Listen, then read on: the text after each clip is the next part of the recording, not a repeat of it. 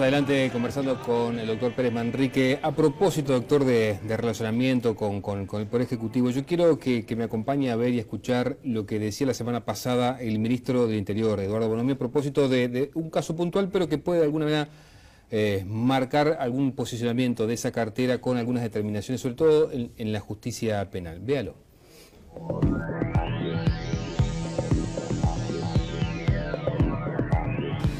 Ayer agarraron un arsenal que estaba en casa de personas con antecedentes penales. Las armas fueron incautadas, las personas fueron liberadas. Y existe una ley de armas aprobada el año pasado, en vigencia, que solo tener armas no autorizadas, y estas no lo estaban, es un delito. Y un delito que se paga con prisión. Entonces, si todos estos actores no se ponen en línea, tenemos problemas.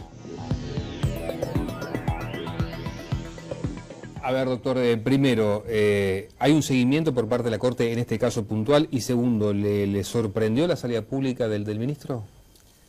Me sorprendió porque es paralela a la entrevista con el presidente de la República, donde el término del diálogo fue absolutamente diferente.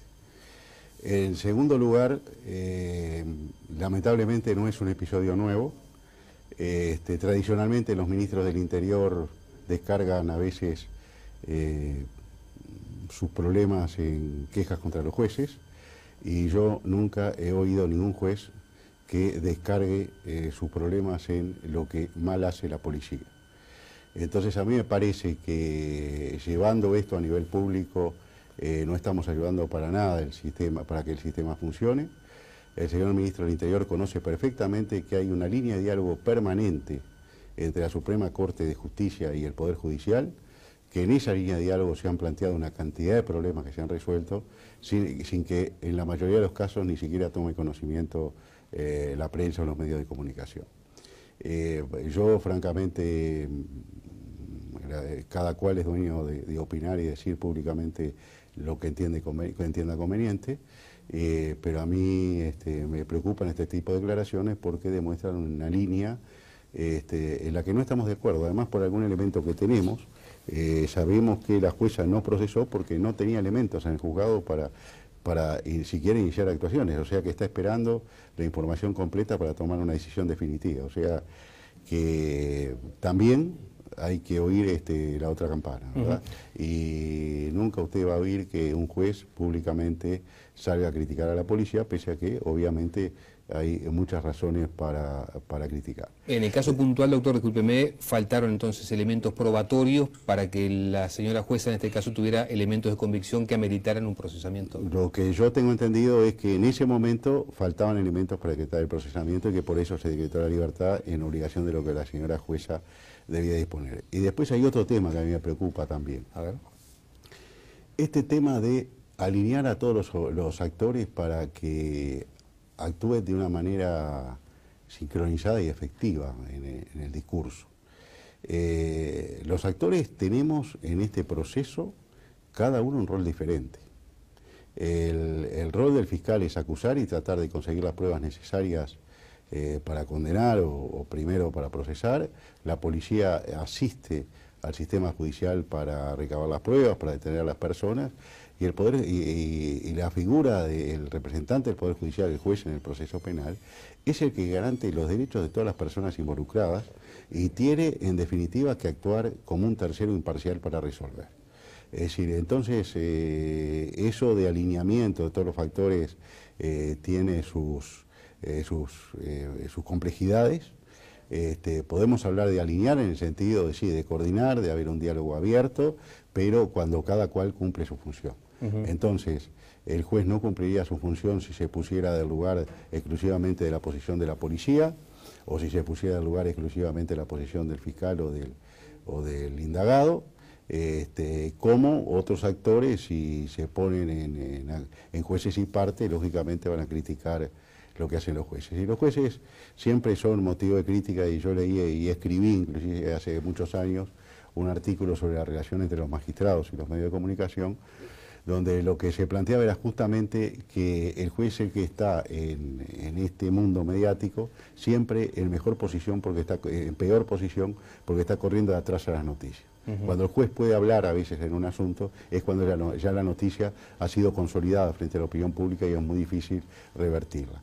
Por supuesto, en este proceso, parte de la población habrá pensado que efectivamente la jueza fue negligente, que puso en libertad otra vez a inocentes, y no es la primera vez que pasa esto y que luego, actuando correctamente, hace poco, cito un caso muy notorio también porque estuvo en toda la prensa, se acusó a la jueza interviniente de que no tomaba medidas en el caso de los incidentes a la salida del Estadio del Cerro y terminaron 3 procesados con prisión. O sea que también hay un tema de los tiempos. Y las cosas se tienen que resolver en el momento que es oportuno. Y también, perdóneme, porque esto es importante, también hay que pensar desde el punto de vista de la independencia de los poderes, y esto no significa, no es un intento, o en los hechos no significa por la vía de la realidad una puesta de presión para que se decrete el procesamiento. ¿Ustedes lo toman como tal? ¿Creen que estas manifestaciones de Bonomi son un mecanismo de presión para, en este caso la doctora Maynard, para que efectivamente procese? Yo confío en los jueces de mi país. Yo siempre recuerdo, y lo cito cada vez que tengo que hablar de estos temas, un magistrado y jubilado de muchísimo prestigio que decía: los jueces nos pagan para soportar presiones. Es decir, nuestra función es resolver un conflicto jurídico haciendo abstracción de las presiones que vienen de miles de lugares, de factores de poder, de la prensa, en fin. Es decir, nosotros tenemos que estar en condiciones de estar a salvaguardia de las presiones. Lo que no es bueno, presionar. Está bien, pero entonces usted confía en la señora jueza en este caso, o en los jueces en general, pero sí establece que esto es una presión por parte del ministro del Interior. No, eso lo dice usted. Yo digo que puede ser interpretado como una forma de poner presión, y que nosotros, nuestra función es resistir presiones, pero lo que cada cual en su rol, y en respeto a su rol, y vuelvo a repetir, existen líneas de canales de comunicación muy intensos, muy fluidos entre el Ministerio del Interior y el Poder Judicial, en el cual se solucionan una cantidad de problemas inimaginable. Justamente de eso le quería preguntar, a propósito de los canales de comunicación, o han solicitado o piensan solicitar tener una conversación o una entrevista formal con Bonomi por este tema? No, mire, en realidad todos estos hechos se dieron, nosotros tuvimos el último acuerdo el jueves, y hoy tenemos mejor dicho, el día lunes es el acuerdo siguiente, y ahí lo veremos por primera vez el tema. De todas maneras, no es la primera vez que sucede que hay estos, no sé cómo llamarlos, doctor, pero no sé, chisporroteos, digamos, sí, claro, entre el Ministerio del Interior y el Supremo Corte de Justicia. Claro. ¿Que lo atribuye usted a qué? ¿Por qué se da esto y en particular con el ministro Bonomi? Bueno, yo lo atribuyo, es decir, históricamente la relación entre los ministros del Interior y el Poder Judicial ha sido, sobre todo en eventualidades de hechos policiales notorios, no ha sido fácil. A principios de este año tuvimos el que era ministro encargado del Ministerio del Interior en ese momento, con el caso Chomnales, también unas declaraciones bastante fuertes contra la jueza interviniente. Yo creo que los chisporroteos son producto de que los intereses institucionales, los intereses de cada institución, los roles que cumplen, y que también hay que entender que, bueno, que el ministro del Interior, que tiene la carga política de asegurarle seguridad, de darles y garantizar la seguridad de la población, quiera determinados resultados, y que los jueces, de nuestra óptica, entendemos que determinados resultados se deben dar de acuerdo a lo que establece la Constitución y las leyes. Y mientras entonces, que hay siempre hay fricciones. Mientras esto se da y mientras estas fricciones se terminan plasmando en los medios de comunicación, doctor, ¿no hay o no han pensado ustedes desde la Corte establecer alguna acordada, no digo obligando, pero sugiriéndole a los señores magistrados penales que expliquen públicamente sus fallos? En este caso puntual, por ejemplo, que salga la jueza a explicar por qué por ahora no procesó a estas personas. Bien, nosotros tenemos jueces, es más, estamos tratando de promocionar y de promover entre los jueces que hablen y que expliquen sus fallos con la prensa. Tenemos un vocero que es bastante activo, y estamos absolutamente abiertos en esa línea. Lo que sucede es que a veces, en el fragor de un turno, donde el juez está recibiendo varias llamadas, decenas de llamadas por día, con hechos policiales. Algo que para el juez no tiene trascendencia porque está dentro de lo habitual de su métier, digamos, de su trabajo cotidiano, salta a los medios de comunicación y el juez muchas veces toma conocimiento al otro día o ese día a última hora, y a veces los tiempos no se acompasan, pero es más, digo, en más de un caso de este tipo, nosotros nos hemos preocupado de pedir informes, de verificar cuál es la situación, y después hemos dictado comunicados, hemos emitido comunicados de prensa o le hemos dicho a los medios que habían publicado la información, y lógicamente eso llega en un momento que ya la cosa perdió trascendencia pública. Bien, estamos yendo al final, doctor, pero quería preguntarle si desde la Suprema Corte de Justicia se advierte una suerte de embate del crimen organizado en nuestro país. Y hablando a propósito de amenazas y presiones a los jueces, ¿qué tan común es que se amenacen a los jueces acá en Uruguay? Bien, felizmente no es un hecho común, salvo los jueces de crimen organizado y un par de jueces penales por razones muy puntuales, el resto hace una vida totalmente normal. De hecho, los ministros de la Corte no tenemos custodia, en otros países los ministros de Corte, los integrantes de las Cortes tienen una custodia importante. Yo personalmente, cuando estoy fuera de mis funciones, viajo en ómnibus, o sea que eso felizmente no hemos llegado. Lo que sí, no podemos ser ingenuos en cuanto a desconocer que hay una criminalidad organizada que va progresando en el mundo y en la región, de que hemos tenido algún síntoma de esa problemática en el país y que tenemos que estar atentos, sobre todo porque hay una suerte de interrelación permanente entre la persona que está privada de libertad y gente que está afuera, que puede en algún momento convertirse en ejecutor de alguna acción contra algún magistrado, contra algún fiscal, ¿verdad? Pero es un tema preocupante, en eso han habido buenas respuestas del Ministerio del Interior, actuando rápidamente cuando hay un problema serio, y estamos expectantes, por supuesto. Bien, ahora sí le estribo. ¿Le preocupa a usted en particular, doctor, o a la Suprema Corte en general, un eventual mal uso del Guardián, este sistema de espionaje que ha incorporado el Ministerio del Interior?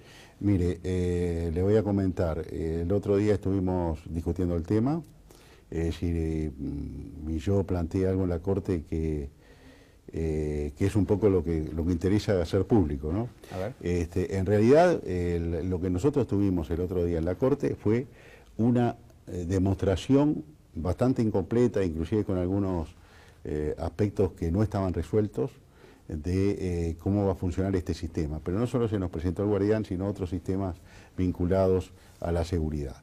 Es decir, nosotros lo que hicimos fue, bueno, tuvimos una presentación del instrumento, designamos un grupo integrado por dos jueces y un técnico para interiorizarse en profundidad con el Ministerio del Interior, y estamos firmando un memorándum de entendimiento con el Ministerio del Interior para hacer una articulación de cómo va a entrar a funcionar el Guardián y otros temas que están planteados. O sea que estamos hablando con el Ministerio del Interior de hacer un convenio con memorándum de entendimiento respecto de 3 o 4 temas puntuales. Esto demuestra que hay una buena relación institucional más allá de las declaraciones. Y a mí personalmente, y así lo planteé en el acuerdo y los colegas lo han compartido, a mí me preocupa que hay el hecho de determinar quién es el responsable del monitoreo de todo esto, ¿verdad? Porque es cierto, a nosotros se nos dice que esto va a funcionar con un sistema en que el juez o el fiscal en su momento, que decretan la medida de interceptación telefónica, de correo electrónico, en fin, va a tener una vía de acceso al sistema por el cual él da personalmente la orden y él personalmente pueda recabar la información posterior. Pero a mí lo que debe preocupar es, bueno, dónde está la responsabilidad de monitorear el sistema y que, es decir, hasta dónde yo, sistema judicial, puedo monitorear lo que hacen mis integrantes, es decir, los integrantes del sistema del Poder Judicial, y yo desconozco cuál es el margen de utilización del sistema por fuera de eso que está previsto como la forma legal de hacerlo, ¿verdad? Entonces, yo lo que a nosotros nos parece, y eso la Corte está de acuerdo, que previo a dar el ok hay que ver claramente esta cuestión del monitoreo como un aspecto esencial. Doctor, gracias por acompañarnos. Muy bien. Amigos, hacemos una nueva pausa, tras la misma, detalles del proyecto Alas Uruguay, en qué está, cuáles son los procesos que se le vienen encima con respecto, por ejemplo, a las nuevas rutas y los servicios a cumplir. Enseguida venimos.